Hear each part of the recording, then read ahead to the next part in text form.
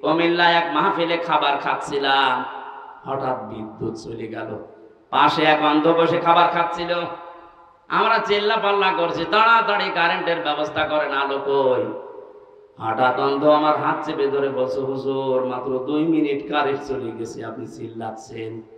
অথচ সেদিন একটা কনফারেন্স দেখছিলাম, সৌদিতে ছিলাম আমি, মদিনাতে। ওই সময় আমার চোখে পানি চলে এসেছে। আল্লাহ, ছোট্ট মাত্র 11 বছর বয়স, 2 চোখ নেই, পুরা কোরআন শরীফ আয়ত্ত করে ফেলেছে, সুন্দর করে তেলাওয়াত করছিল। হঠাৎ বিচারক ডাক দিয়ে বলছে, বাবা তোমার যে চোখ নেই, তোমার কি আল্লাহর প্রতি কোনো অভিযোগ আছে? ছেলেটা অতটুকু বয়সে, আমি তো মনে মনে করছিলাম না জানি কি বলে ফেলে আল্লাহর বিরুদ্ধে। বলছে চোখ তো নেই, অভিযোগ তো নেই, আরো আমি খুশি আছি। বিচারক বলছে, কিসের খুশি তুমি? ছোট মানুষ, অতটুকু বয়স, 11 বছর বয়স, কোরআনের হাফেজ, অন্ধ। ডাক দিয়ে বলে, বিচারপতি আপনি আমাকে যে প্রশ্ন করলেন আমার আল্লাহর প্রতি কোনো অভিযোগ আছে কিনা, আমি অন্ধ এই জন্যে আমি বললাম নেই। কেন নেই জানেন? কিয়ামতে যেদিন আল্লাহ বিচার করবে, চোখওয়ালা মানুষদেরকে আল্লাহ ডাকবে, সিরিয়াল হিসাবে আমারও ডাকবে। আমি অন্তত আল্লাহকে ওই সময় বলতে পারবো, মাবুদ দুনিয়াতে আমাকে কিছুই দেখতে দাওনি, চোখের কোনো গুনাহ আমার দ্বারা হয়নি, আজকে এই ওসিলায় হলেও কিছুটা আসাব আমার উপরে কম করে দাও। বিশ্ব নবীকে যেদিন আল্লাহ নবুয়ত দান করেন, 3বার জিবরাইল তাকে বুকে চেপে ধরেছিলেন, তিনি কিন্তু পড়েননি। বারবার বলেছিলেন ইকরা ইকরা ইকরা, উনি বলেছেন মা আনা বিতারিক, আমি পড়তে জানি না, কি পড়বো, পড়তে জানি না। যখনই ফেরেশতা জিবরাইল বলেছেন ইকরা বিসমি রাব্বিকাল্লাযী খালাক, একটা আয়াত না, পরপর 5টা আয়াত তেলাওয়াত করেছিলেন। মুহাম্মাদুর রাসূলুল্লাহ সাল্লাল্লাহু আলাইহি ওয়াসাল্লাম জিবরাইলের সাথে একাধারে তিনি 5টা আয়াত পড়েছিলেন। বুখারী শরীফের হাদিসের ব্যাখ্যায় আমি দেখেছি, জিবরিল জিজ্ঞাসা করলেন, এতক্ষণ আপনি পড়লেন না কেন? নবীজি বলেন, ইয়া আখি জিবরাইল, হে ভাই জিবরাইল, বারবার আপনি বলছিলেন ইকরা ইকরা ইকরা, পড়েন পড়েন পড়েন। আমি কি পড়বো, কি পড়বো কি সেটা তো বলেননি। আপনি চতুর্থবার যখন বলেছিলেন বিসমি রাব্বিকা, রবের নামে পড়েন, আমি কিন্তু একটু দেরি করি না, আমি আরম্ভ করেছি আপনার সাথে। আর একটা দুইটা না, 5টা সেন্টেন্স আমি পড়েছি। বলেন সুবহানাল্লাহ। এটা দিয়ে ওই দিন জিবরাইল সহ কিয়ামত পর্যন্ত নবীজির উম্মত যারা আসবে তাদেরকে তিনি শিক্ষা দিতে চেয়েছিলেন, এই আমার উম্মত যারা আসবে দুনিয়ায়, তারা রব ছাড়া অন্য নামে পড়তে পারে না। রবের নাম বাদ দিয়ে যদি অন্য নামে পড়ে কেউ, পড়া হবে না তা না, কিন্তু পড়ায় মানুষের মতো মানুষ হওয়া সম্ভব না। আমি এই চোখে দেখেছি, বিশ্ববিদ্যালয়ে ক্লাস চলছে, শিক্ষককে ছাত্র জুতা দিয়ে পিটাচ্ছে, বলছে শালা করে মেরে ফেলবো। শিক্ষক হাত জোড় করে বলছে, বাবা আমার ছেড়ে দে, জীবনে আর ক্লাসে আসবো না। না, তোরে আমি মেরেই ফেলবো। এটা ছাত্র, এটা কি কথা বলে না, সিস্টেম অপর পৃষ্ঠায় দেখুন। এ চোখে আমি এইটাও দেখেছি, কোরআনে কারীম আমার সামনে, শিক্ষক ওযু করছে, ছাত্র পায়ে পানি ঢেলে দিচ্ছে।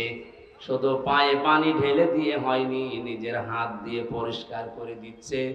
ছাত্র মাস্টার্স করে না, কেবল 4-5 দিন ভর্তি হয়েছে, আলিফ বা তা সা পর্যন্ত জানে, কোরআনের স্পর্শ এখনো পাইনি। শুধু আল্লাহর পরিচয়, আউযু বিল্লাহি মিনাশ শাইতানির রাজিম, বিসমিল্লাহির রহমানির রহিম পড়ার পরে আলিফ বা তা সা এগুলো কেবল পড়ছিল। এর ভেতরে আমার আল্লাহ কি মনুষ্যত্ব দিয়েছে, কোরআনে কারীমের ইজ্জতের কারণে। ইয়ারফা'ুল্লাযীনা আমানু মিনকুম ওয়াল্লাযীনা উতুল ইলমা দারাজাত ইলা আখিরি আয়াত। সূরা মুজাদালার 11 নম্বর আয়াতে আল্লাহ জানিয়েছেন তাদের মর্যাদা আল্লাহ বৃদ্ধি করতেই থাকে। ইয়ারফা এটা মুজারে, বর্তমান ভবিষ্যৎ, প্রেজেন্ট ফিউচার। আল্লাহ পাক নিজে এখানে কাজ করছেন, নিজে ফাইল। ইয়ারফা'ুল্লাযীনা আমানু মিনকুম, তোমাদের ভেতরে যারা ঈমান আনবে, ওয়াল্লাযীনা উতুল ইলমা দারাজাত, আর যারা দুনিয়াতে ইলম অর্জন করবে তাদের মর্যাদা দিনের পর দিন আল্লাহ বাড়াতেই থাকবে। আমার বন্ধুরা, বাস্তবতা এটা আমরা দেখেছি। পৃথিবীতে শিক্ষিত মানুষ যারা দাবি করে এরা যত মুরব্বী হয়ে যায়, বয়স যত বেড়ে যায়, এই মানুষগুলোর মর্যাদা তাদের পরিবারস্থ লোক থেকে দুনিয়ার মানুষের কাছে তত কমতে আরম্ভ করে। এর বাস্তব প্রমাণ সাবেক অর্থমন্ত্রী মরহুম আবুল মাল আব্দুল মুহিত। শিক্ষা দীক্ষা, টাকা পয়সা, প্রভাব প্রতিপত্তি, ক্ষমতা কম ছিল আপনার চাইতে, তা না।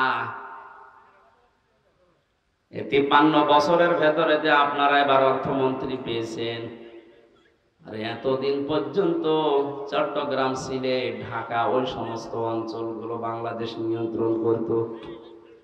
এত প্রভাব থাকার পরেও দিন যত গেছে মানুষের মর্যাদা আমার আল্লাহ পৃথিবীর কাছে কমিয়ে দিয়েছে। এমন কমিয়েছে সন্তান পর্যন্ত অনেককে বাড়িতে রাখতে চায় না। কয়েকদিন ধরে আপনারা কিছুদিন আগে দেখতেছেন ফেসবুকে একটা ভিডিও খুব ভাইরাল হয়েছিল। 4টা ছেলে 2টা মেয়ে, 6 ভাই বোন মিলে পিতার সম্পদগুলো সব নিজের নামে লিখে নিয়ে বাবাকে রাস্তায় ছেড়ে দিয়েছে। সুবহানাল্লাহ বলছে না, শুধু নাউজুবিল্লাহ বললে হচ্ছে না, এখানে আলহামদুলিল্লাহ বলা দরকার। এ লোকটাকে 95 বছর বয়সে 6 ভাই বোন মিলে রাস্তায় এমনিতে ছেড়ে দেয়নি, কারণ বেটা সারা জীবনে এই 6টা ছেলে মেয়েকে অনার্স মাস্টার্স করিয়েছে, কিন্তু আল্লাহর পরে যে তার স্থান সেইটাই জানায়নি। এটা জানানোর জন্য সে জায়গাগুলো দরকার, সেখানে সে ঘৃণা করত, সে দিত না। এই জন্য তার কপালে কি জুটেছে দেখেন। শুধু তার কপাল না, এই ভিডিওটা দেখার পরে আমার মনে হচ্ছে বাংলাদেশে আজ অনেক মুরব্বীর কপালে এইটাই জুটবে।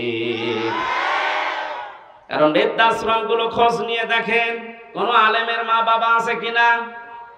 কোরআন যারা জানে বসে পড়ে তাদের মা বাবা ওখানে আমি পাইনি। আমি যতগুলো বৃদ্ধাশ্রমে ঘুরে ঘুরে দেখেছি, আমার এই ছোট জীবনে প্রায় 25টার উপরে বৃদ্ধাশ্রম দেখলাম। সেই রাঙ্গামাটির লংগত থানা থেকে শুরু করে বাংলার বিভিন্ন প্রান্তে কোন জায়গায় কোন আলেমের মা বাবা বৃদ্ধাশ্রমে পড়ে কাঁদতেছে আমি পাইনি। কারণ আলেমরা জানি আমার আল্লাহর পরে এই মুরব্বীর স্থান আমার কাছে। নিজে খেতে না পারলেও দরকার হয় ভিক্ষা করে এনে খাওয়াবে, অথচ ওই 6টা ছেলে মেয়ের ভেতরে আল্লাহর পরে মা বাবার স্থানে জ্ঞান কোনোদিনও মুরব্বী দেয়নি। তো জানবে কি করে? এই জন্য কায়দা কৌশল করে ফাঁকি দিয়ে মা বাবার সম্পদ গুলো নিজেদের নামে 6 জন লিখে নিয়ে মুরব্বীর ছেড়ে দিয়েছে। এবার দাম এটা ছেড়ে দেওয়ার পেছনে যে কয়টা কারণ, তার অন্যতম হচ্ছে এই 6 ছেলে মেয়ের স্বামী আর তাদের বউগুলো মুরব্বীকে এখন তারা বোঝা মনে করে। এই কথা বলে না কেন? যাদের সাথে বিয়ে দিয়েছিল এইগুলো এবং ওই মেয়েগুলো, ওই জামাইগুলো যদি সত্যিই কোরআনে কারিমের জ্ঞানী হতো, এই মুরব্বীকে রাস্তায় ছেড়ে দেওয়া না, 6 ভাই বোন মিলে আমার মনে হয় মিনি জান্নাতের ভেতরে রেখে দিত। সবগুলো হায়ার এডুকেটেড, সব অনার্স মাস্টার্স করা, তো তাদের ভেতরে এইটা নেই যে মুরব্বী নারাজ হয়ে গেলে আল্লাহর আরশ নারাজ হয়ে যাবে, এটাও জানে না। এই শিক্ষা তাকে দেওয়া হয়নি। এখানে আহ্বান জানাচ্ছি হাদিসের আলোকে, যার ভেতরে কোরআন নেই ওটা যেহেতু উজাড় ঘর হয়ে যায়, শয়তানের ঘর। ৯৬% মুসলমানের দেশে আমরা এরকম ঘরের অন্তর নিয়ে বাঁচতে চাই না, আমরা মানুষের অন্তর নিয়ে বাঁচতে চাই।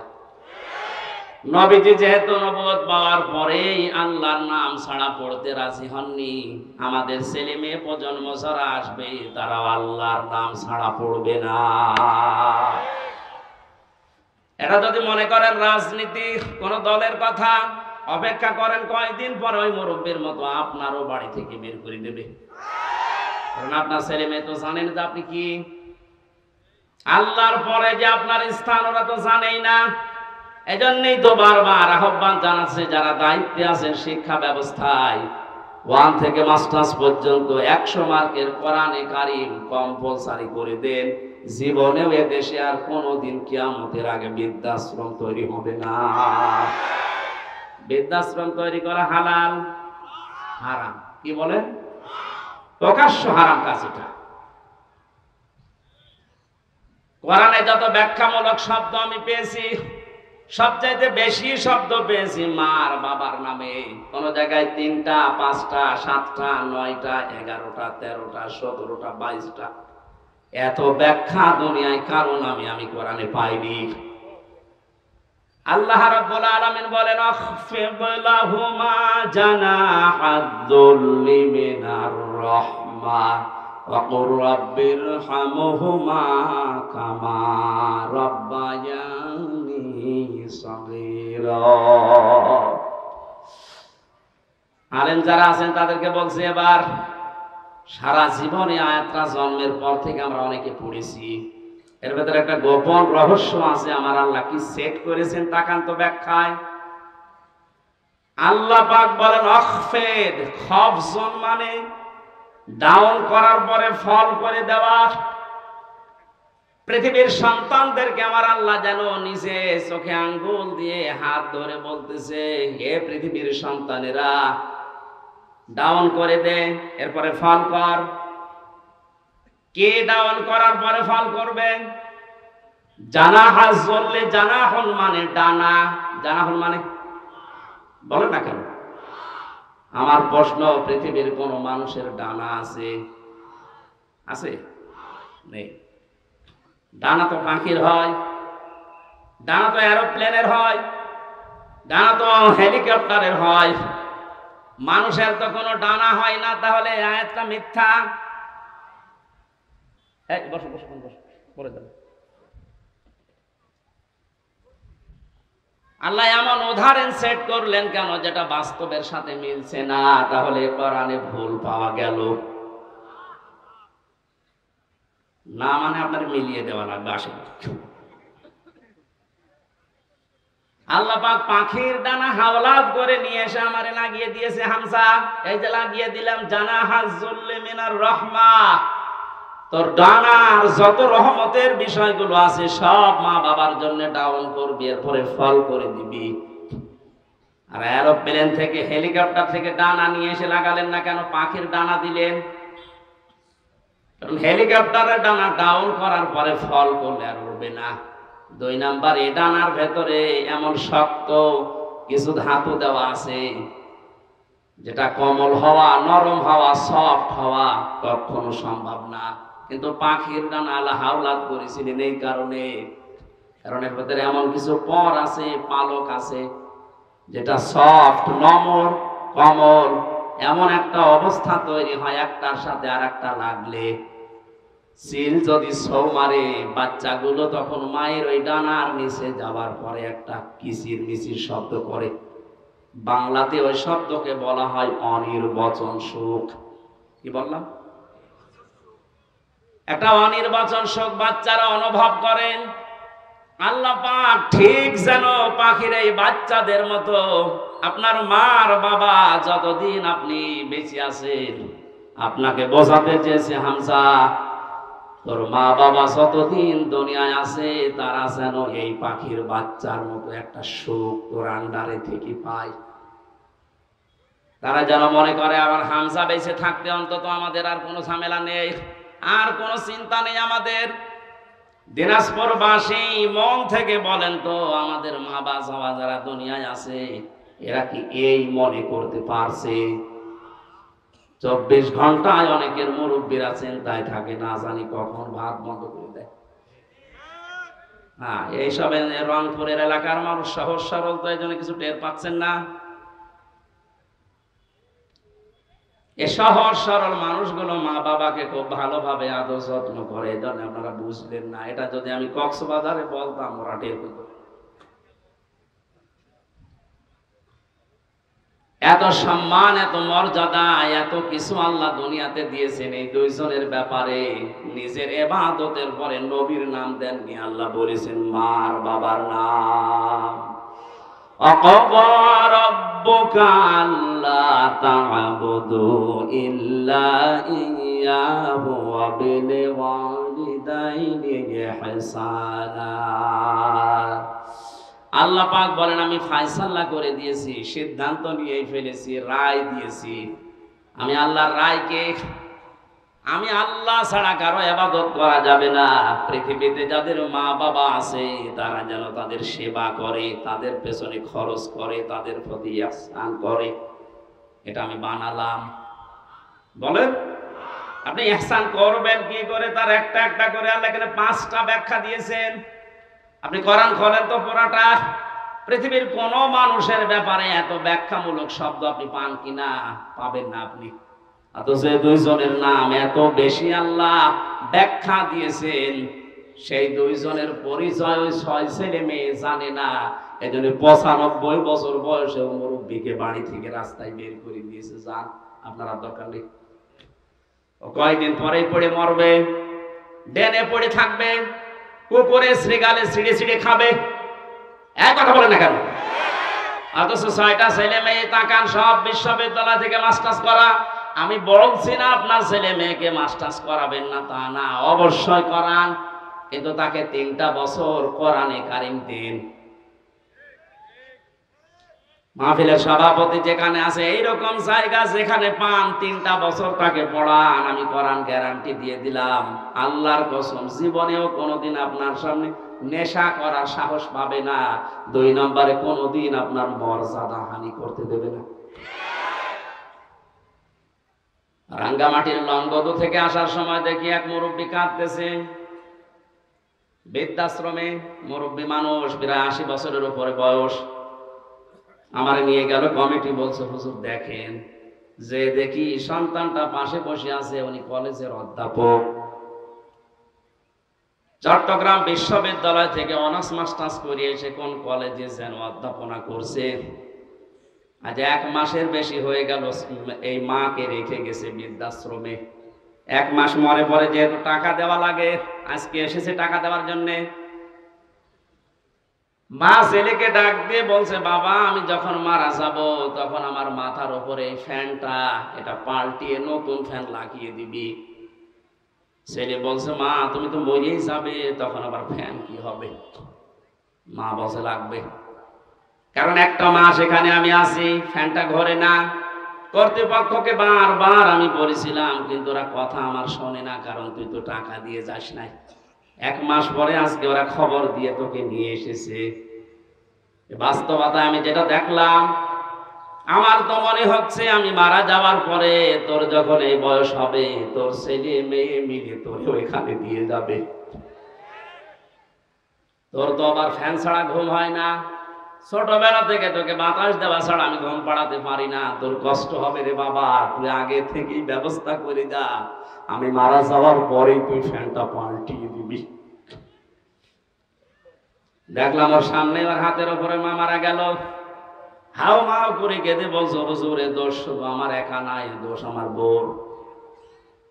আমার 2টা ছেলে মেয়ে আছে, তাদের মুখের দিকে তাকে আমি তালাকও দিতে পারি না। শেষ পর্যন্ত বউ আমারে বারবার এ তাড়না দিয়েছে, বুড়ি বাড়ি থাকলে তোমার ভাত আমি খাবো না। আমি তো সংসারটা ভাঙতে পারলাম না। মাকে এই বৃদ্ধাশ্রমে শেষ পর্যন্ত রেখে গিয়েছিলাম।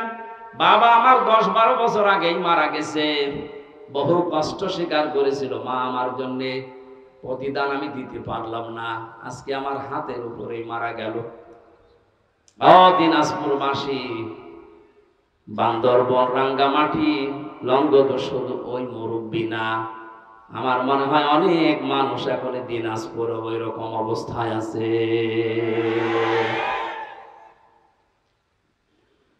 আমি যেটা বোঝানোর জন্য পর্যন্ত এসেছিলাম, ছেলে হোক মেয়ে হোক, আগে 3টা বছর তাকে কোরআনের সাথে পরিচয় করান। ওর অন্তরটা মানুষের অন্তর হবে, উজাড় গৃহ শয়তানের ঘর হবে না। তখন আপনি কি ও বুঝবে যে আল্লাহর পরে আপনার স্থান, তামাম দুনিয়া একদিকে চলে গেল, আপনাকে ও ছাড়বে না। এই জন্য দায়িত্বে যারা আছেন আমি আবার আহ্বান জানাচ্ছি, শুধু আমরা একা মরবো না, একা ঝামেলায় পড়বো না, আপনিও ঝামেলায় পড়বেন। কোরআনে কারিমকে এখনই কম্পালসারি করেন, আপনিও বাঁচবেন, আমরাও বাঁচতে পারবো। কথা বলে ঠিক কিনা? যে কোরআন না থাকলে মানুষের হৃদয় আর হৃদয় থাকে না, শয়তানের ঘর হয়ে যায়, উজাড় গৃহ হয়ে যায়। সেখান থেকে বাঁচাতে আজকের এই যুব সমাজ কোরআন কিছু না কিছু হলেও আমাদের অন্তরে যেন প্রবেশ করে। আয়োজনে যারা আঞ্জাম দিয়েছে আমরা খুশি হয়ে ধন্যবাদ দিয়ে বলছি আলহামদুলিল্লাহ। নবীজি জানিয়েছেন, মান ক্বারাআল কুরআনা, যে ব্যক্তি কোরআন পড়ে, এদিকে তাকান, মান ক্বারাআল কুরআনা, যে ব্যক্তি কোরআন পড়ে, ফাস্তাজহারাহু, এবং একে ইজহার করার চেষ্টা করে। ইজহার মানে, এজহার শব্দের শাব্দিক অর্থ 99টা। এজহার মানে স্পষ্ট করা, এজহার মানে প্রকাশ করা, এজহার মানে দাঁড় করানো, এজহার মানে প্রতিষ্ঠিত করা, এজহার মানে কায়েম করা। সবগুলো অর্থ একটা একটা করে অভিধানে মিলান, আপনি পেয়ে যাবেন। সুতরাং যে ব্যক্তি কোরআন পড়বে এবং কোরআনকে কায়েম করার জন্য চেষ্টা চালাবে, কেন আল্লাহর নবী ফাস্তাজহারাহু দিলেন? নবীজি তো আমাদের মতো বাসাল ছিলেন, আন্দাজে বকতেন নাকি? ওনার প্রতিটি কথার ভেতরে কোনো না কিছু লুকিয়ে আছে। এর পরের শব্দের দিকে তাকান, ফাহাল্লা হালালাহু ওয়া হারামা হারামাহু। এই যে ফা দিয়েছেন মাঝখানে, আগের 2টা শব্দ বলার পরে ফা দিয়ে বাক্য আরম্ভ করলেন কেন? হালাল হারামের কথা এখানে বলার কথা ছিল না। কোরআনকে ইজহার করার পরেই তিনি ফাহাল্লা হালালাহু ওয়া হারামা হারামাহু দিয়েছেন এই কারণে। কারণ কোরআন যদি প্রতিষ্ঠিত না থাকে, কোরআন যদি কায়েম না থাকে ব্যক্তি, পরিবার, সমাজ, রাষ্ট্রে, তাহলে ওই দেশে বসবাস করে এমন হালাল জিনিস আছে, এই হালাল জানার পর মানা যায় না। এটা তো বাংলাদেশে নেই। আমার কথা কি বুঝতেছেন? কোরআন যদি ইজহার না থাকে, কায়েম না থাকে, হারামকে হারাম জানার পরও ছেড়ে দেওয়া যায় না, এমন জায়গা দেশে আছে। এবার শব্দের দিকে খেয়াল করেন, মান ক্বারাআল কুরআনা, শব্দটা ক্বারা দিয়েছেন। তোরা কোরআন শরীফ পড়ে আমি পেয়েছি, কোরআন পড়ার ব্যাপারে যত শব্দ, 3টা শব্দ সবচাইতে বেশি। ক্বারা, রাতালা, তালাওয়া, কয়টা? অভিধান দেখেন, এই 3টা শব্দের শাব্দিক অর্থের ভেতরে 4টা শর্ত আছে। যে ব্যক্তি কোরআন পড়তে চায় তাকে শুদ্ধ করে পড়া লাগবে। যে ব্যক্তি কোরআন পড়তে চায়, কোরআনকে তাকে বুঝতে হবে। আমি নাম নিলাম না, একজন মনে করেন এখানে আছে, তার বাবা মারা গেছে, সভাপতি সহ আমার মতো আরো 5 জনকে নিয়ে বলছে, হুজুর কোরআন খতম করে দেন। ওরা কোরআন খতম করে ফেললাম। উনি আমাদেরকে খাবার দাবার, হাদিয়া, তোহফা, সম্মান দিয়ে বিদায় করবে না করবে না? বলেন না কেন? ওরা কোরআন শরীফ শেষ করে হাদিয়া তোহফা দিয়েছে, খাবার দাবার দিয়ে সম্মান দিয়ে বিদায় দেবে। হঠাৎ করে যদি মহতামিম সাহেব বলে, হুজুর ওই ভাইকে ডাকেন তো, আপনাকে বাড়িওয়ালা পড়েছি, মাতৃভাষা আমাদের আরবি না, আপনি বোঝেননি। এবার একটা মাত্র আয়াত আপনাকে আমরা আরবিতে পড়ার পরে একটু বাংলায় শোনাবো, তারপরে আপনি হাদিয়া দেবেন, খাবার দেবেন, বিদায় করবেন। যা করেন আরো বেশি করে করেন। ওনার সামনে আরবি আয়াতটা তেলাওয়াত করেছে সুর দিয়ে, ফাহাল্লা হালালাহু ওয়া হারামা হারামা ওয়া হাল্লাল্লাহুল বাইআ ওয়া হারামার রিবা। এখনো পর্যন্ত উনি বুঝেছে? বলেন। বাংলায় যদি এবার বলি, এটা আল্লাহ জানাতে চেয়েছেন ব্যবসা তোমাদের জন্য হালাল আর সুদ হারাম। আপনি তো এতক্ষণ পর্যন্ত বাবা মরে গেছে এই জন্য আমাদেরকে পড়া কোরআন খতম করালেন, কিন্তু আপনি তো সুদ খান। এবার যা টাকা দিয়েছিল, খাবার দিয়েছিল, সব পিটিয়ে বের করবে। কথা বলছেন এখানে। আর সম্মান এতক্ষণ যা দিয়েছিল বলবে কি আপনি আমার গোপন জায়গায় হাত দিলেন, টাকা আপনাকে দিচ্ছি দাঁড়ান। যেহেতু আমাদের মাতৃভাষা আরবি না, এই জন্য আমরা হয়তো বুঝি নাই। গালি দিলে অনেকে মনে করে দোয়া করছে, কিন্তু এই শব্দটাই আবু জেহেল আবু লাহাবের সামনে যখন নবীজি পড়তেন, ওরা সুদের মহাজন ছিল। কি ছিল? ওরা বুঝে ফেলেছে যে মোহাম্মদ কি বলতে চায়। তখন আর বাংলা, ইংরেজি, আরবি, ফার্সি, উর্দুতে ব্যাখ্যা করা লাগতো না। আরবি পড়লেই ওরা বুঝতো, কারণ ওদের মাতৃভাষায় আরবি। বাস্তবে বাংলাদেশে এমন অনেক জায়গা আছে, হালালকে হালাল জানার পর, হারামকে হারাম জানার পরেও মানা যায় না। কোরআন যেহেতু এজহার নেই, এজন্য আমরা মুসিবতে আছি। কোন মানুষ যদি কোরআন পড়ে এবং কোরআনকে বোঝে, যতটুকু বুঝবে তার উপরে ততটুকু বাস্তবে মেনে চলার চেষ্টা চালাবে। সাহাবায়ে কেরামের 2 পারা 3 পারা পড়তে সারা জীবন লেগে যেত। সূরা নাস আর ফালাক পড়তে হযরত ওমরের 11 দিন লেগেছিল তার জীবনীতে পেজ। অথচ আমারে পড়তে দেন সূরা নাস আর ফালাক, আমি 3 মিনিটে শেষ করে ফেলবো। তাহলে হযরত ওমর মনে হয় পড়তে পারতেন না, তাই তার এত সময় লাগলো কোন কারণে? যে আয়াত পড়তেন ওইটা তার প্র্যাকটিক্যাল লাইফে মিলাতেন। কুল আউযু বিরাব্বিন নাস। আল্লাহ পাক বলেন, নবী আপনি বলুন আমি আশ্রয় চাই মানুষের রবের কাছে। এখন রব কি? রবের অর্থ প্রধানত 19টা। উনি 19টা বিষয় নিজের জীবনে মিলিয়ে দেখতেন। রব মানে আইনদাতা, রব মানে প্রতিপালক, রব মানে উকিল, রব মানে এরকম যত আছে মিলাতেন, দেখি আমার জীবনে মেলে কিনা। যখন দেখতে রব মানে আইনদাতা, আমার জীবনে আল্লাহর আইন আমি যতটুকু ওই সমর্থ আমি মানতে পারছি। রব আমার রিজিক দাতা, আমি আল্লাহ বাদে অন্য কাউকে রিজিকের উপরে ভরসা করি না, মানিও না। একটা একটা করে 19টা মিলিয়ে ফেলতেন। তখন বলতেন পরবর্তী আয়াত দেন মালিকিন নাস। আমরাও তো কোরআন এইভাবেই পড়ি। 11টা আয়াত পড়তে 11 দিন সময় লেগে যেত এইভাবে মিলাতে। আর আমাদের এক খতম করতে দেবেন 11 ঘন্টায় পুরা কোরআন পড়ে শেষ করে আর এক খতম শুরু হবে। এখানে কোরআন ব্যাখ্যায় আমি যতগুলো অর্থ পেয়েছি, অভিধানে 4টা শর্ত সব জায়গায় লেখা আছে। কেউ যদি কোরআন পড়তে চায় সে যেন শুদ্ধ করে পড়ে। ওয়ারাতিল কোরআন তারতিলা। এই নির্দেশ কার? আরো জোরে বলেন। 2 নম্বরে কোরআন শুধু পড়লে হবে না, আফালা ইয়াতাদাব্বারুনাল কোরআন। কি হয়েছে তোদের? কোরআন নিয়ে কেন চিন্তা ভাবনা করো না? না বুঝলে আপনি চিন্তা করবেন কি দিয়ে?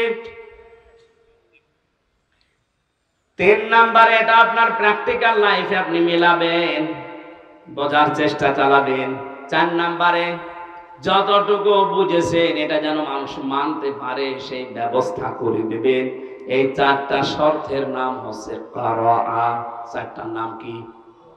এভাবে যারা কোরআন পড়বে আল্লাহ পাক বলেন আল্লাযীনা আতাইনাহুমুল কিতাবা ইয়াতলুনাহু হাক্কা তিলাওয়াতি। আমি যাদের কিতাব দিয়েছি তারা এর হক আদায় করে, তার মানে 4টা শর্ত মেনে পড়ে। উলাইকা ইউমিনুনা বি। এই মানুষগুলো আমার কোরআনে বিশ্বাসী। বলেন সুবহানাল্লাহ। আমা ইয়াকফুর বিহি ফাউলাইকা হুমুল খাসিরুন। এই 4টা শর্ত মেনে যারা আমার কোরআন পড়ে না, ওরা কোরআনে বিশ্বাসী নয়, এরা জীবনে ক্ষতিগ্রস্ত হবে। এটা আমি বানালাম। বলেন।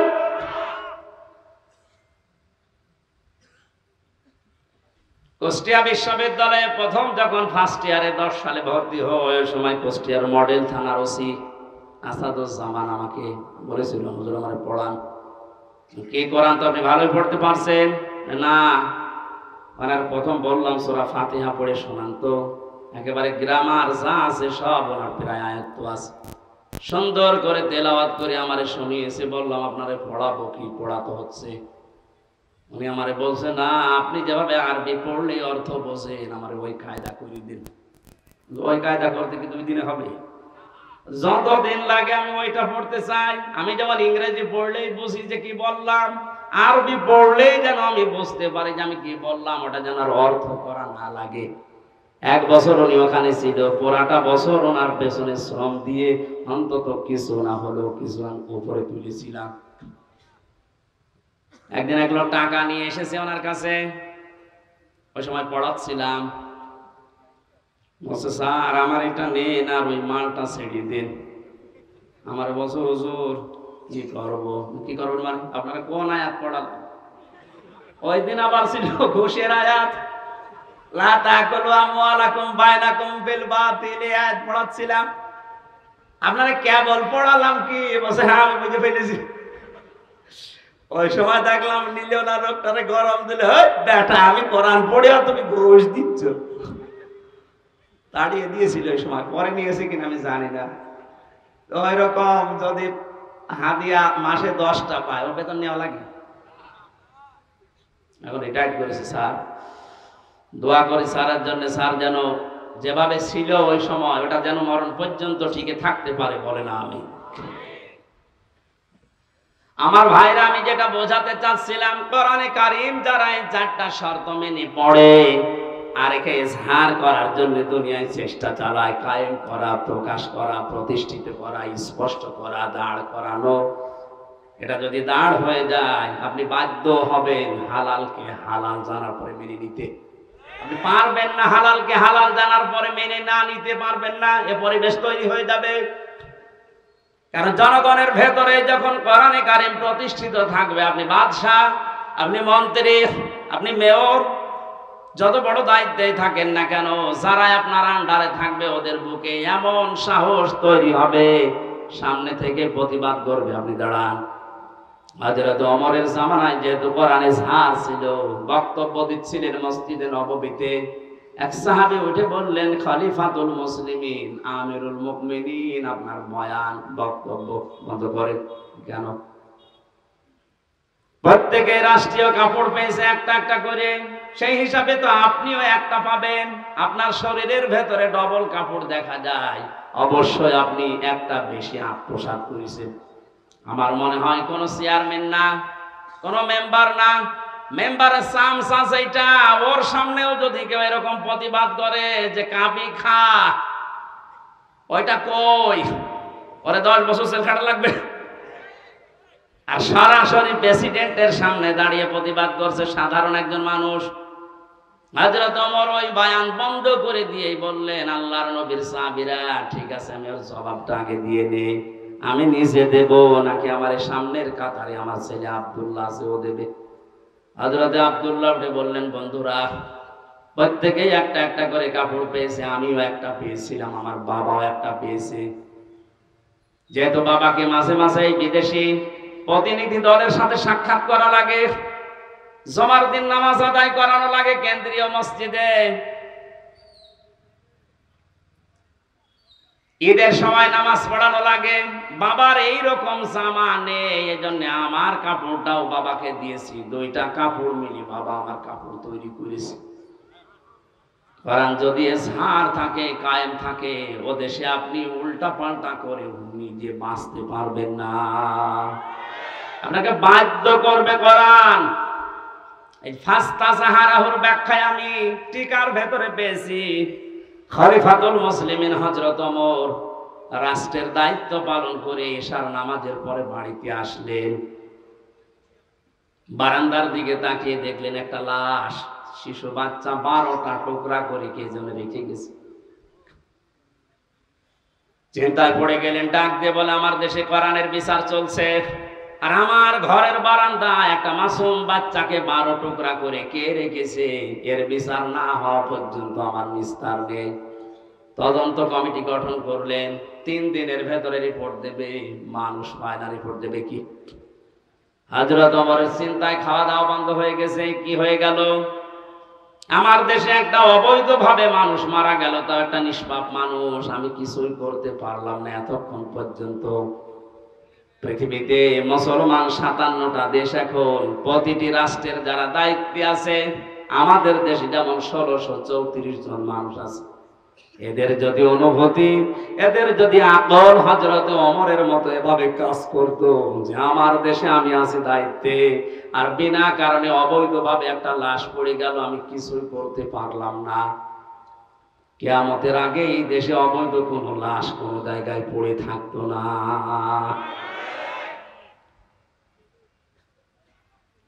ওনার মাথা নষ্ট হয়ে গেছে। কি হয়ে গেল? কিছু পর্যন্ত এখনো আমার কাছে রিপোর্টই আসে না। হঠাৎ করে এক মুরব্বীকে সঙ্গে নিয়ে যুবতী একটা মেয়ে এসেছে, ডাক দিয়ে বলে, খলিফাতুল মুসলিমিন, যে লাশটা আপনার বারান্দায় ছিল ওটা আমার নিজের বাচ্চা, আমি ওরে টুকরা টুকরা করেছি। হযরত ওমর ডাক দিয়ে বলে, মেয়ে কি বলো, বুঝে শুনে বলো, পরবর্তীতে কি হবে তুমি জানো? মানুষ হত্যা করার যে বিচার কোরআনে আছে সূরা বাকারায়, আমি নিজেও কোরআনের হাফেজা, আমি নিজে জানি যে বিচার কি হবে। আপনার যা আছে কোরআনে আপনি শুরু করেন না, আমি এমনিতে শুরু করতে পারি না। হযরত ওমর তারপরেও তিনি সব শুনলেন গোড়া থেকে শেষ পর্যন্ত, দেখলেন মেয়েটার কোনো দোষ এখানে নেই, যেহেতু মানুষও নিজে ইচ্ছা করে হত্যা করেছে, এই কারণে তার শাস্তি দেওয়া হবে। আগেরটা আমি বলছি পরে। রায় ঘোষণা হয়ে গেছে সূরা বাকারার 177-78 নম্বর আয়াত অনুযায়ী, কুতিবা আলাইকুমুল কিসাসু ফিল কাতলা, এই আয়াত অনুযায়ী তিনি রায় দিলেন। হঠাৎ করে 3 জন যুবক এসে বলে, খলিফা বিচারের রায়টা একটু থামান, ও দোষ ওই মেয়েটার না, ও দোষ আমাদের। বাবাকে নিয়ে জঙ্গলের পাশে বসবাস করতে মেয়েটা, আমরা 3 জন শিকারে গিয়ে যৌবনের তাড়নায় পড়ে মেয়েটাকে দেখে বাবাকে বেঁধে রেখে ওর সাথে আমরা অন্যায় আচরণ করি, শেষ পর্যন্ত আমাদের কারণে মেয়েটা গর্ভবতী হয়েছে। যদি বিচার করা লাগে তাহলে আমাদের করেন। হযরত ওমর 4 জনকে সামনে নিয়ে ধমক দিলেন, কি 3 দিন কোথায় ছিলে? আমার এত বড় টেনশনের ভেতরে রাখলে কারণ কি? আমি চিন্তায় আমার খাওয়া দাওয়া ঘুম বন্ধ হয়ে গেছে। 3 দিন ভেতরে আসলে না, এখন হঠাৎ করে সব একটা একটা করে বের হচ্ছে। যুবকেরা বলছে, খলিফাতুল মুসলিমিন, আমরা যে সময় অন্যায় করেছিলাম ওই সময় আসতে চেয়েছিলাম, মনে মনে ভাবছিলাম যদি ধরা না পড়ে তাহলে তার অসুবিধা নেই, কিন্তু কোরআনে কারীম আমাদেরকে বাঁচতে দিল না। যেখানে যায় আমাদের কোরআন শান্তিতে থাকতে দেয় না, বারবার পেছনে যেন তাড়া করে বেড়ায় আমাদের বিবেকের উপরে। যেটা করেছো যদি এই গুনার বিচার দুনিয়ায় না হয়, কিয়ামতে আল্লাহ এই পাপের বিচার ডবল করে করবে। দিনাজপুরবাসী একটা কথা মনে রাখবেন, ইসলামের 500 শরীয়তের যে বিধান আছে, এটা যদি কারো দ্বারা লঙ্ঘন হয়ে যায়, যদি ওই বিচার দুনিয়াতে কোরআন অনুযায়ী আপনি না পান, না করতে পারেন, কিয়ামতের দিন কিন্তু ওই বিচার আল্লাহ ডবল করে করবে। কথা বুঝতেছেন? আমরা আর পারলাম না, কোরআন আমাকে তাড়া দিয়ে এই জায়গায় এনেছে, আপনি বিচার আমাদের করেন, মেয়েটাকে ছেড়ে দেন। হযরত ওমর বললেন, না, মেয়েটাকে আমি ছেড়ে দিতে পারতাম, কিন্তু যা বলেছে শেষে এসে সজ্ঞানে স্বেচ্ছায় নিজের বাচ্চাকে নিজে টুকরা টুকরা করেছে, এই কারণে।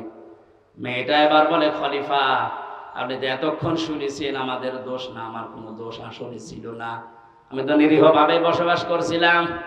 যুবকরা যৌবনের তাড়নায় শয়তানের ধোঁকায় পড়ে আমার ইজ্জত সম্ভ্রম নষ্ট করেছে।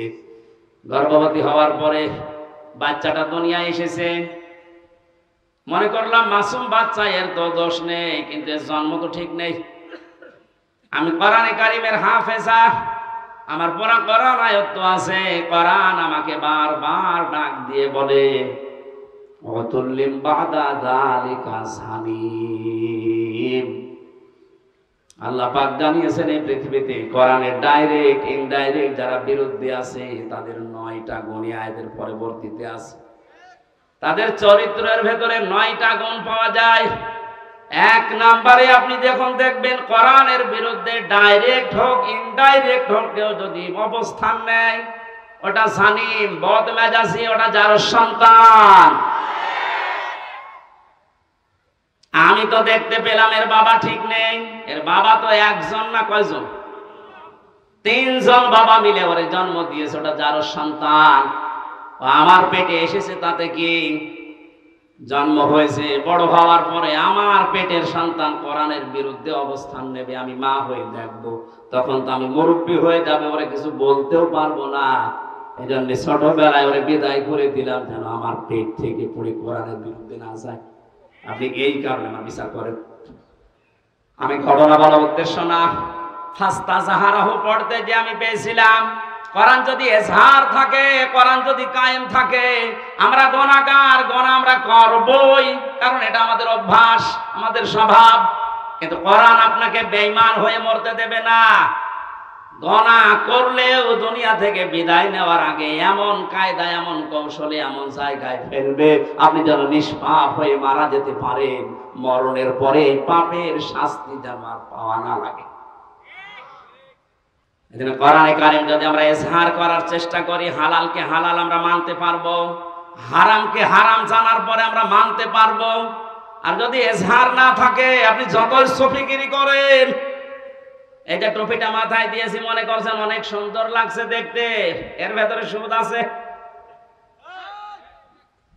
প্রশ্ন আসতে পারে, আপনি 200 টাকা দিয়ে টুপিটা কিনে এনেছেন, আপনার তো সুদের টাকা না। হ্যাঁ ঠিক আছে, কিন্তু এই টুপিটা যে ফ্যাক্টরিতে তৈরি হয়েছে, ফ্যাক্টরির মালিক লোন নিয়েছে। এক কথা বলছেন না? যতদিন পর্যন্ত দেশে যাকাত ভিত্তিক অর্থনীতি কায়েম না হবে, তার মানে কোরআন কায়েম না হবে, ততদিন আপনি ফেরেশতা জিবরাইলও যদি দিনাজপুরে বাস করে, ও ডাইরেক্ট ইনডাইরেক্ট সুদখোর।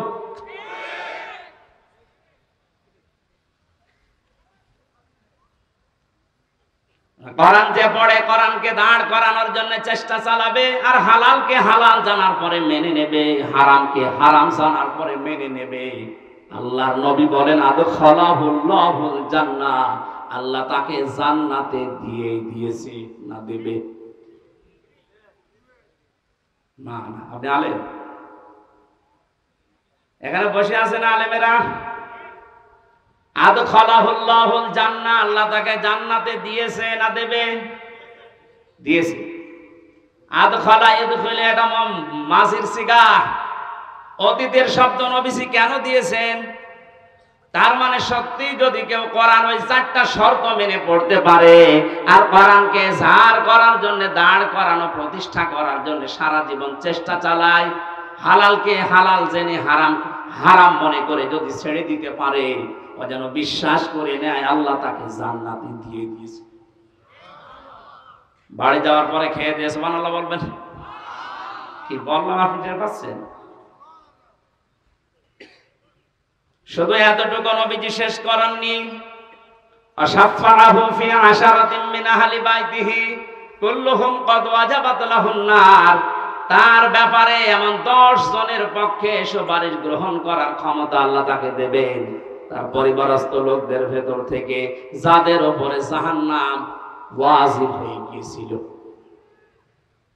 এই যে সম্মানটা এই কোরআনের কারণে, কিসের কারণে? এই কোরআন শোনার জন্য, বোঝার জন্য, আমল করার নিয়তে যারা বসে আছি, আমরা সেই কোরআনে কারীম থেকে আরম্ভ করছি তাফসীর আকারে সূরা আলে ইমরানের 133, 134 দুইটা আয়াত পড়েছি। তাফসীর আকারে আমরা একটা একটা করে যাব ইনশাআল্লাহ। জবান খুলে কোরআনের আয়াত থেকে শিক্ষা নেওয়ার উদ্দেশ্যে পড়েন, আউযু বিল্লাহি মিনাশ শাইতানির রাজিম। গরমে কি আপনারা সব বরফ হয়ে গেছেন নাকি?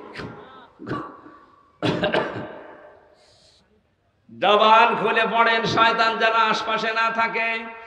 আউযু বিল্লাহি মিনাশ শাইতানির রাজিম।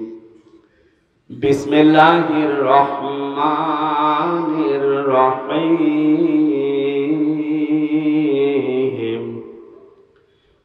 ওয়াসারিউ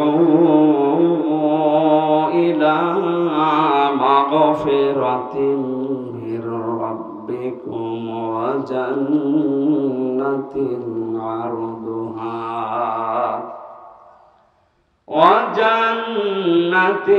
عرضها السماوات والأرض أعدت للمتقين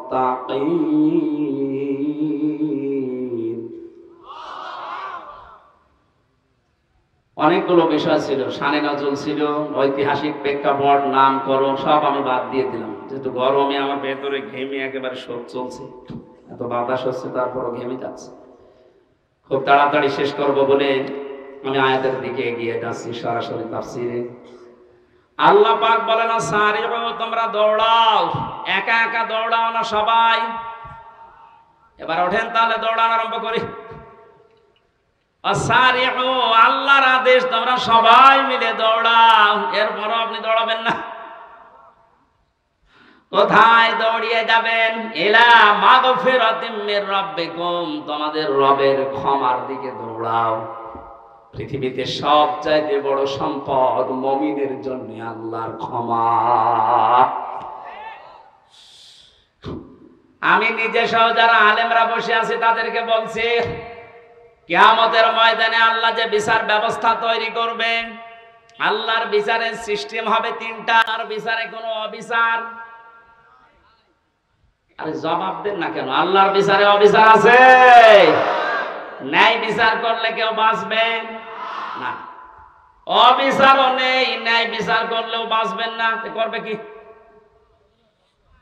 আল্লাহ পাক যদি ক্ষমা করে দেয় দয়া করে কাউকে, তার গফফার নামের খাতিরে, এই লোকটাই শুধু জান্নাত পাবে। নবীজি মাঝে মাঝে বলতেন, আল্লাহর ক্ষমা ছাড়া কেউ জান্নাত পাবে না। সাহাবীরা বলেন, হে নবী আপনি? নবীজি কেঁদে কেঁদে বলতেন, সাহাবীরা আমিও আল্লাহর দয়া ছাড়া, ক্ষমা ছাড়া জান্নাত পাবো না। এই জন্যই আল্লাহ এদের প্রথম শব্দে দিয়েছেন দৌড়াও আল্লাহর ক্ষমার দিকে। এটা যদি সত্যিই তুমি না পাও, আমার যে বানানো বাগান, যে জান্নাত, ওইটার আশা তুমি করতে পারো না।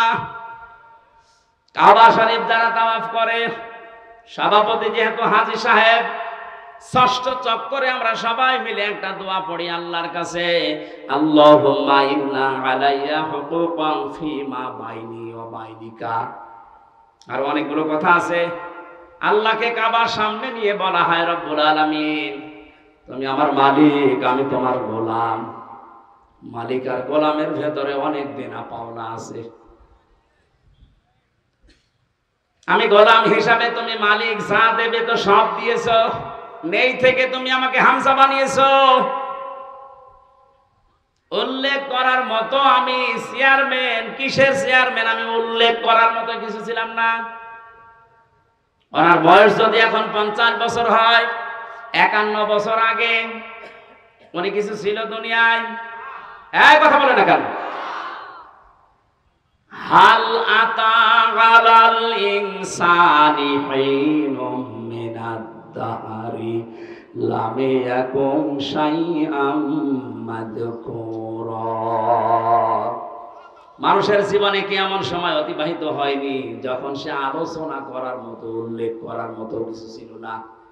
মায়ের গর্ভের ভেতরে যখন বাবার এই নাপাক পানিটা দ্রুত গতিতে এসে পড়ে, বিজ্ঞান এখন কম্পিউটারে দেখতে পাচ্ছে এই পানিটা বাবার স্ফলিঙ্গ দিয়ে দ্রুত গতিতে বের হয়ে মায়ের রেহেম পর্যন্ত যাওয়ার যে রাস্তাটা, এখানে কমপক্ষে 40,000 মানুষ তৈরি হতে পারে। মায়ের জরায়ুর দেওয়ালের সাথে কেউ ধাক্কা লেগে বিভিন্ন কায়দায় পড়ে মরে মরে যায়। ওখানে যে পৌঁছায় শুধু হামজা একা। আমি পৌঁছানোর পরে 40 দিন এভাবে করে বিভিন্ন রূপ আমাকে আল্লাহ নিজে দান করেন। ওয়াজআলা লাকুমুস সামআ ওয়াল আবসারা ওয়াল আফইদা। সূরা নাহাল 14 নম্বর পারা, 14 নম্বর পৃষ্ঠার 14 নম্বর লাইনের 78 নম্বর আয়াতের মাঝের অংশে আছে। আল্লাহ বলেন শ্রবণ শক্তি, দর্শন শক্তি, বাক শক্তি, আঁকের শক্তি আর ঘ্রাণ শক্তি, এই 5টা আমি আল্লাহ আমার রব নামের কারণে হামজাকে দিয়েছি।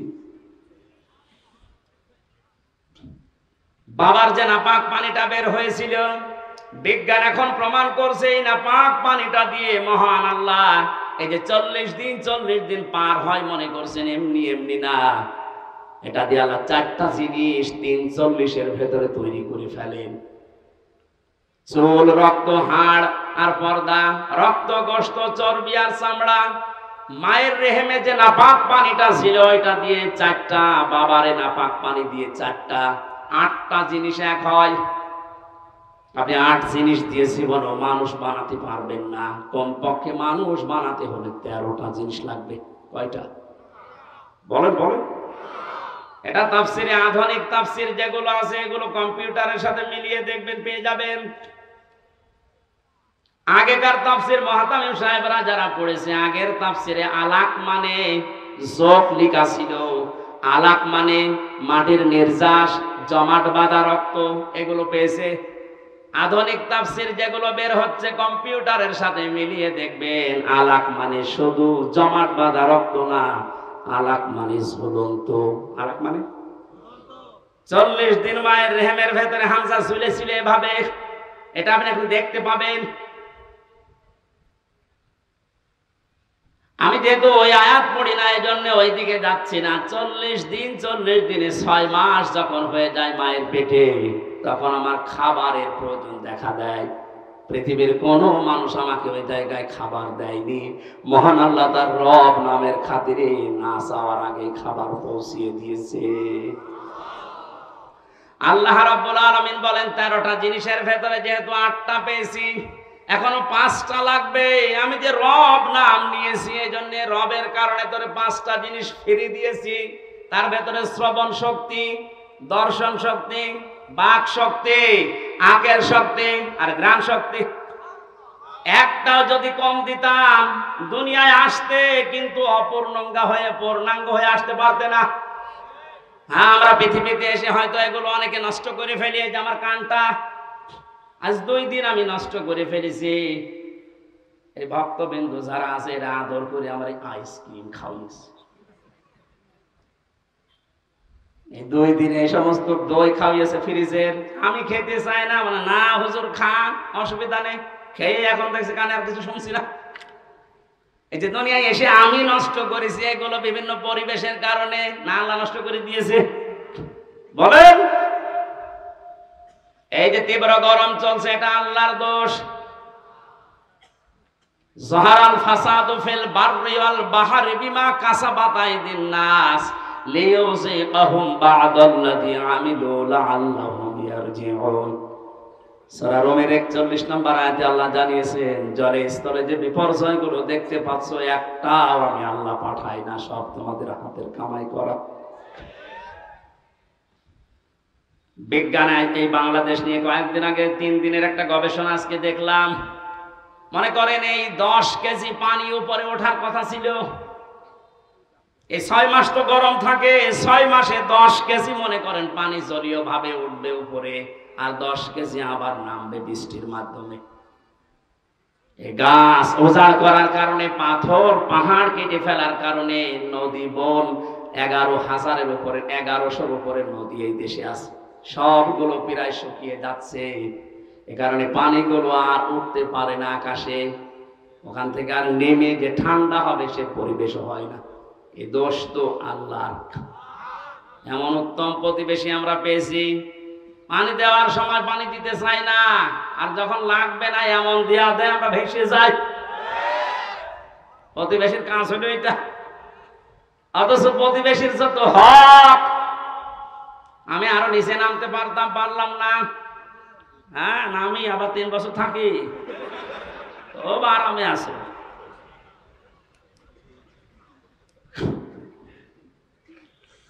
বিভিন্ন ধর্মীয় গোড়ামি বিশ্বাসের কারণে ওই সমস্ত জাতিরা তারা বিভিন্ন জিনিস পুড়িয়ে ফেলে, অথচ ওগুলো পুড়িয়ে ফেলার নিয়ম না, মাটির নিচে পুঁতে ফেলার নিয়ম। ওগুলো যেন পচে সার হয়, ওগুলো যে জমি উর্বর হয়, এই নিয়ম ছিল ইসলামে। এই যে মানুষকে মাটি দেওয়া হয়, অন্যান্য জাতিরা পুড়িয়ে ফেলে। কত পার্থক্য আপনি একটু যদি দৃষ্টি দিয়ে দেখেন, সব তো যেয়ে পড়বে আমাদের প্রতিবেশীর উপর। এই জন্য কিছু বলতে পারছি। মা রান্না করছিল, ছেলেকে বলছে যে 50টা টাকা দিলাম তেল নিয়ে আয়। ও তরকারি আমার চুলার উপরে রান্না হচ্ছে না, ও তরকারি রান্না দেখতেছে বাজারে যে রাস্তার মাঝখানে দেখে মার্বেল খেলা হচ্ছে। 50 টাকা দিয়ে মার্বেল কিনে খেলা আরম্ভ করিস, 50 টাকায় হেরে গেছে। 3 ঘন্টা পরে বাড়িতে আসছেন না তো সেরকম রেগে আছে। ওই যে তরকারি যেটা চুলায় দেয় আর নাড়ে, ওর নাম কি? ও যখন বাড়িতে এসেছে ডাক দিয়ে বলে, ওই হামজা টাকা কই? কথা বলে না। তেল কই? কথা বলে না। 3 ঘন্টা কোথায় ছিলি? কথা বলে না। 3টা প্রশ্নের জবাব আমার জানা নেই। আসতে বলেন। আমি বললেই মার খাবো, না বললেও কথা বলে। প্রশ্নের জবাবগুলো কি আমার জানা নেই? বলতে পারবো, বললেই মারবে। আবার যদি চুপ করে থাকে যে বলবো না, তাও মারবে। তারপরেও যদি একটু বুদ্ধিমান হয়ে থাকে, অন্তত 4-5টা মায়ের খাই, তারপরও বলবো না, বললেই সমস্যা। মায়ের উপর দিয়ে যাক, এই জন্যই তো 3 বছর মায়ের উপর দিয়ে গিয়েছে। আপনারা যারা মানুষ পুড়িয়ে ফেলেন, পরিবেশের যে কি ক্ষতি হয় আপনি জানেন। এই খড়কোটা যেগুলো বিভিন্ন আবর্জনা মনে করে আপনি পুড়িয়ে ফেলছেন, না, এটা নিয়ম নয়। বিশ্বনবী 1500 বছর আগে এটা নিষেধ করে দিয়েছেন, মাটির নিচে দিয়ে দাও, এগুলো সার হয়ে যাবে। মাটির উর্বর শক্তি, খাদ্য তৈরি করার যে শক্তি, এটা আল্লাহ বাড়িয়ে দেবে। এই জন্য পানি ওঠা এখন বন্ধ। হয়তো 10 কেজি ওঠার কথা ছিল, উঠে চলে গেছে বিভিন্ন কায়দায়। এখন যে নামবে যে সমস্ত জায়গায়, ওই জায়গাগুলো পানি নামানোর জন্য যেটা দরকার ওই জিনিস নেই। আল্লাহ দেবে কি করে? আমরা তো গাছ কেটে সব শেষ করে ফেলি, পাহাড়গুলো উজাড় করে ফেলি। এরপরে যেখান থেকে আসা দরকার 1100 বিল খাল নদী নালা যদি ভরাট থাকতো, এত গরমের ভেতরে আমাদের এই কয়দিন কষ্ট করা লাগতো না। এজন্য পাপের ফসল আমরা পেয়েছি। আল্লাহ বলেন, আমি একটু মজা চাকাই মাঝে মাঝে, দেখি ওরা ফিরে আসে কিনা। কিন্তু বাঙালি এমন চাঁদ, ফিরে আসা দূরের কথা, আল্লাহর এই সমস্ত আযাব আসার পরে মন্তব্য দেয় টকশোতে বসে বসে যে এগুলো প্রাকৃতিক দুর্যোগ। তেমন কিছু না রে বেটা, প্রাকৃতিক দুর্যোগ বলে কিছু নেই। সব তোমাদের হাতের কামাই করা ফসল। পৃথিবীর যেই দেশে প্রকাশ্য জেনার ব্যভিচার বেড়ে যায়, মহান আল্লাহ তখন সঙ্গে সঙ্গে দেশে গজব নাজিল করার সিদ্ধান্ত নেয়। বাস্তব প্রমাণ দুবাই। এই কথা বলে না কেন? আমেরিকায় এত জেনা হয় না। বড় বড় ভবনগুলো সব জেনার কারখানা। আল্লাহর শরীরের বাইরে চলে গেছে, না বিমানবন্দর পর্যন্ত ভাসিয়ে দিয়েছে। যা এখন এই ঘাস শুকিয়ে উঠতে ওদের 10 বছর লাগবে। দুবাইয়ের মতো এত উন্নত জায়গাগুলো যদি আল্লাহ কয়েক ঘন্টায় ধ্বংস স্তূপে পরিণত করে দিতে পারে, আমাদের দেশকে কিছুই করতে পারবে না, কারণ আমরা করোনা মোকাবেলা করে ফেলেছি।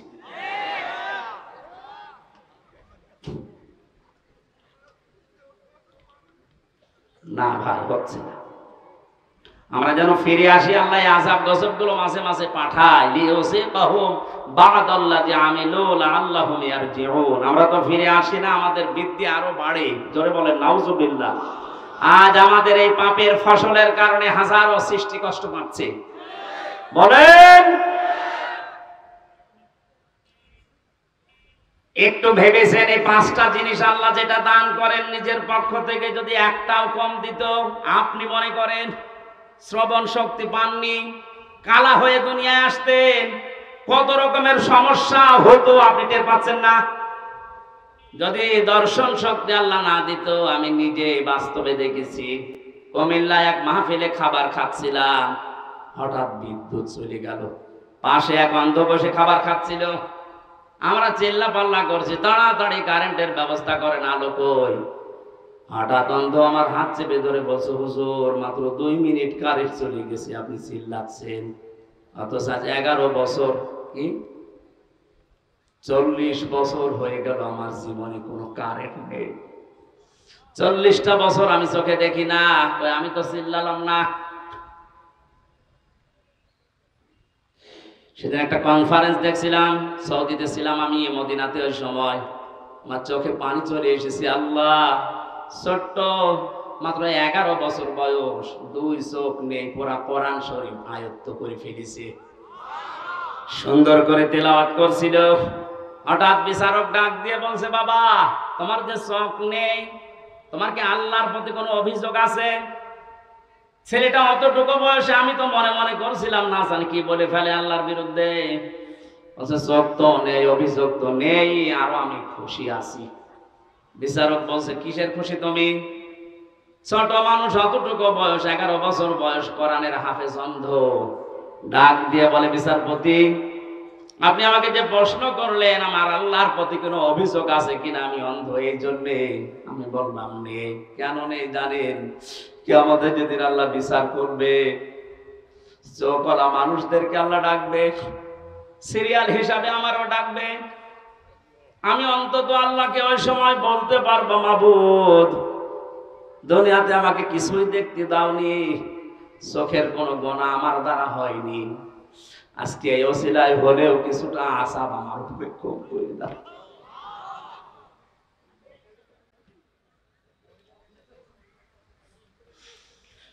কাবার সামনে নিয়ে মানুষ এই কথাগুলো আল্লাহকে শোনাচ্ছে। আল্লাহুম্মা ইন্না আলাইয়া হুকুকান ফিমা বাইনি ওয়া বাইনিকা।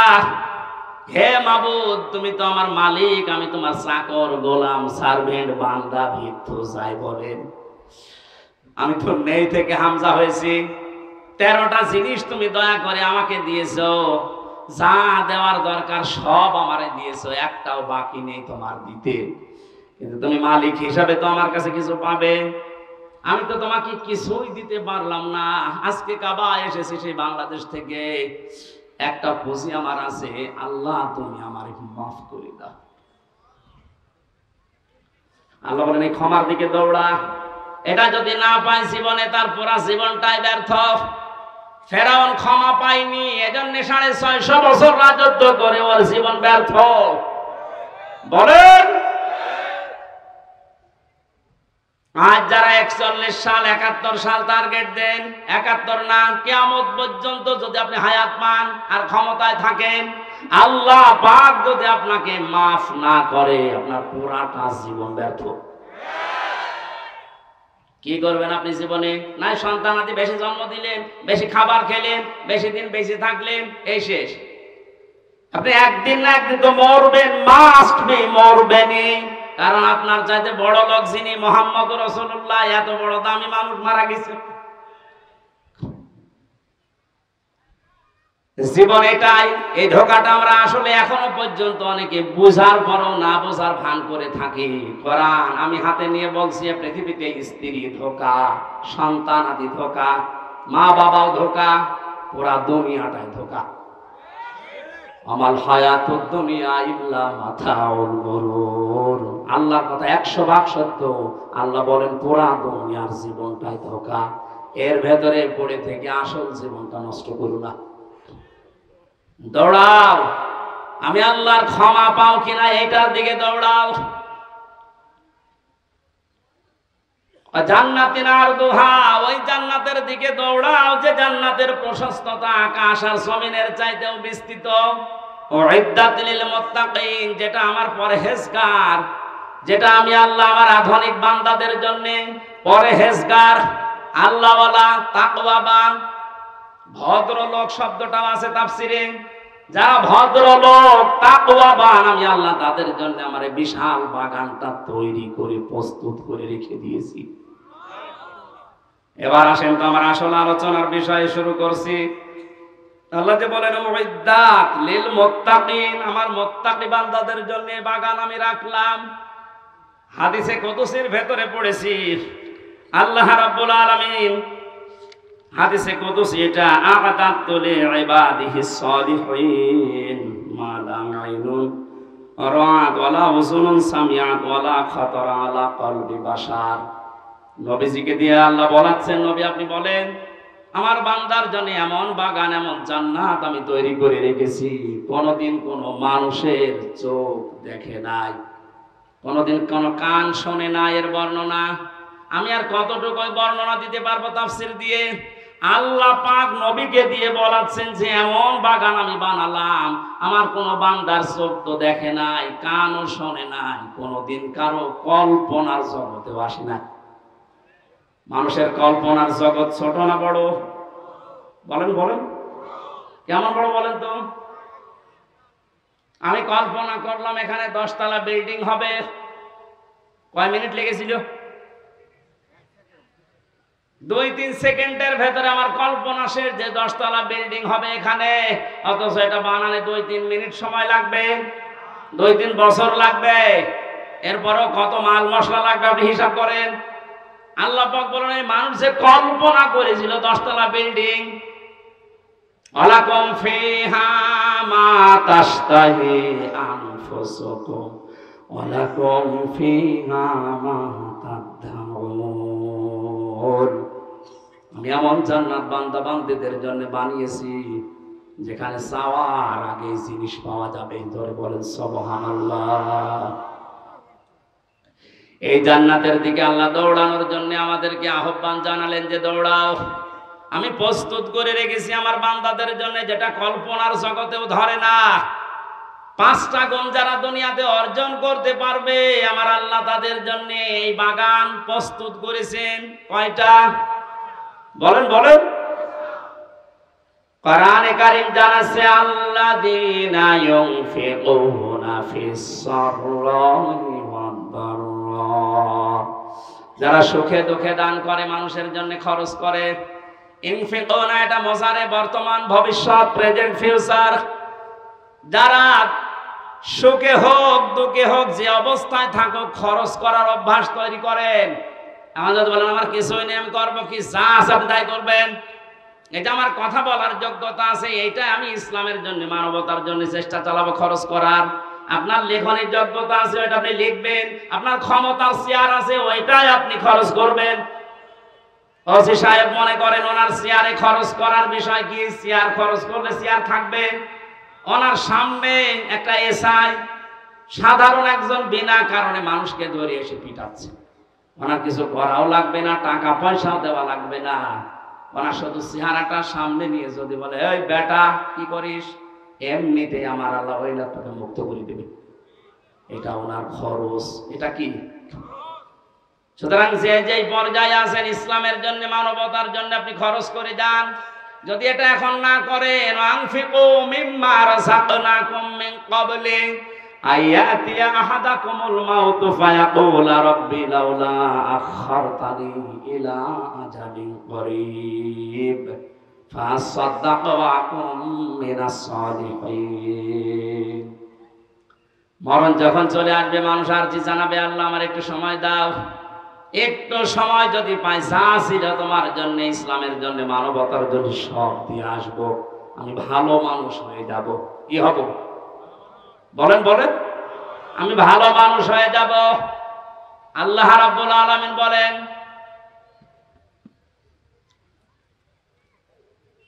আলা ইউআখিরাল্লাহু নাফসান ইযা জাআ আজালুহা আল্লাহু খাবীরুম বিমা তা'মালুন। এই আয়াতটা আমি বাস্তবে মিলিয়েছিলাম রিমান্ডে থাকাকালীন। একটু খেয়াল করে, আমাদের বাংলাদেশ, ভারত, পাকিস্তানের মুসলমানদের ইসলামের এই আইনগুলো, এই আয়াতগুলো মেনে নেওয়া, আর মধ্যপ্রাচ্যে যারা মুসলমান বাস করে তাদের এই আয়াতগুলো মেনে নেওয়া এক না। ওরা কোরআনের এই আয়াতটাই অন্যভাবে মানতেছে, আমরা যেভাবে মানি বিশ্বাস করি এইভাবে না।